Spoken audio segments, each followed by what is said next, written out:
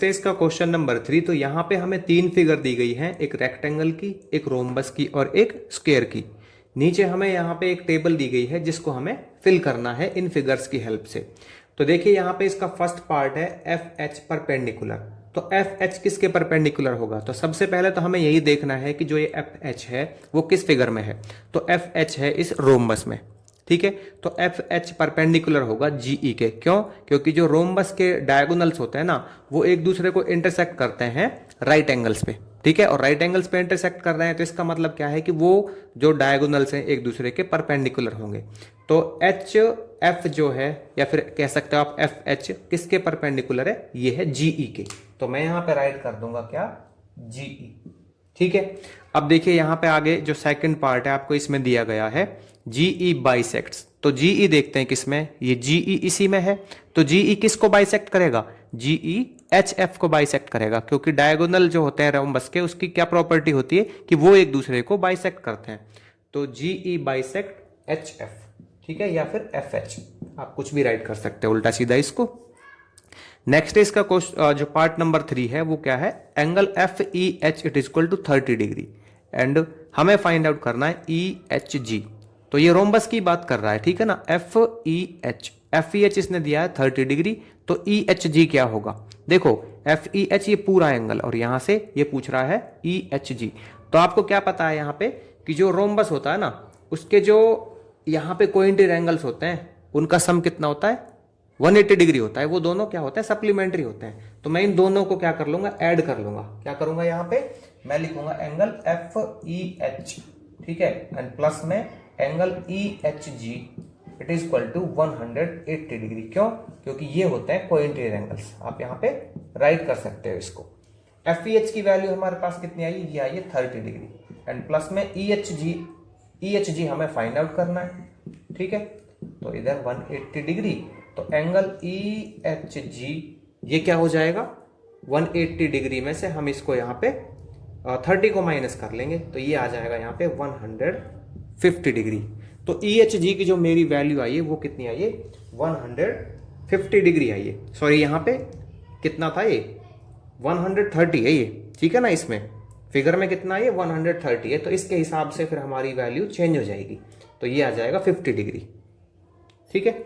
तो फोर्थ देखते हैं, इसका फोर्थ पार्ट में क्या है? AC जो है वो 4 के इक्वल है। अब देखते हैं AC किस में है। तो AC यहां पे है। AC क्या है? 4 सेंटीमीटर।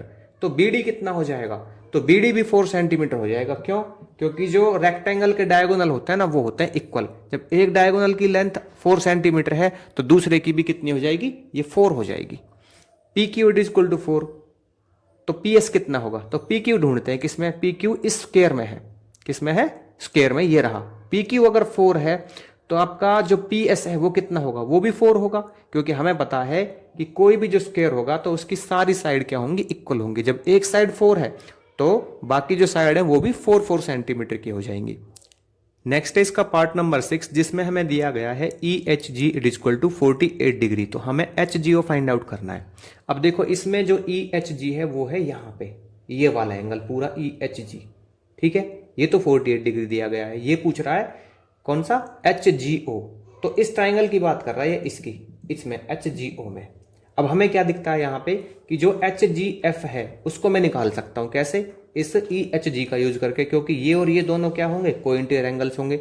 और जब मेरे पास एच जी ओ आ जाएगा तो मैं इस एंगल को निकाल सकता हूं। क्यों? क्योंकि ये जो डायगोनल है उनको बाइसेक्ट करेगा। तो यहां पे मैं निकाल लेता हूं। कैसे? इसको प्लस कर लेता हूं, angle E H ji and plus के एच जी एफ, इन दोनों को एंगल एच जी एफ। तो ये आ गया मेरे पास कितना? 180 डिग्री। रीजन मैं यहां पे लिख दूंगा क्योंकि ये हैं दोनों कोइंटर एंगल्स, और कोइंटर एंगल्स जो होते हैं ना वो होते हैं सप्लीमेंट्री, ठीक है ना। किसके? रोम्बस के। तो यहां पे ई एच जी की वैल्यू आपके पास आई है 48 डिग्री जो इसमें गिवन है, ठीक है।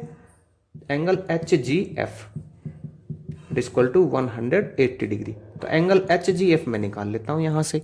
एच जी एफ कितना आ जाएगा? 180 डिग्री में से 48 माइनस हो जाएगा। तो ये कितना बचेगा? यहां से 10 में से 8 गए 2, 7 में से 4 गए 3, तो ये बचेगा 132 डिग्री।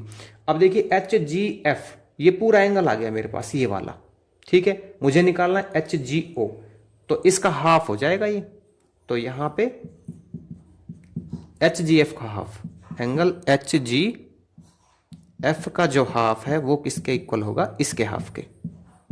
ठीक है, तो यहां पे ये कितना आ जाएगा, ये आ जाएगा 66 डिग्री। ठीक है, एच जी एफ का हाफ कितना होता है, ये होता है एच जी ओ।